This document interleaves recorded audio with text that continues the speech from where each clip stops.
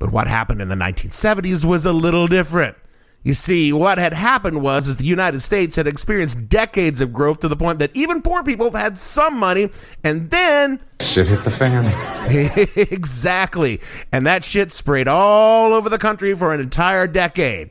What happened, you ask? Well, for a change, it wasn't Ronald Reagan, but someone almost as bad. Nixon. All right.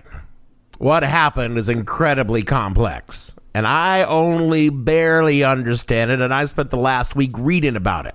So what I'm about to tell you is about the third grade level of economic policy, mixed with a heavy dose of late life socialism and a lot of cursing. You know, the usual. From what I can tell, it began with Bretton Woods. Oh man, I'm sorry for what I gotta do now, because you're probably like me, and when you're in the 11th grade, you skipped history class to go out and get high, and now I have to explain to you what Bretton Woods was. Bretton Woods was a policy conference that happened right after World War II. The Western Allies met to divide up the world economically rather than physically, figuring that it would be much easier to keep a stranglehold on the world with money than it was with guns. And they were not wrong.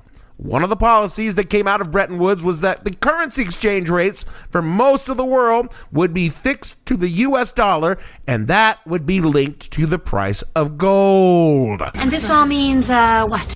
It means that the amount of US dollars held by other nations had to amount to the amount of gold we had in Fort Knox or wherever it is they really kept the gold in alien bodies.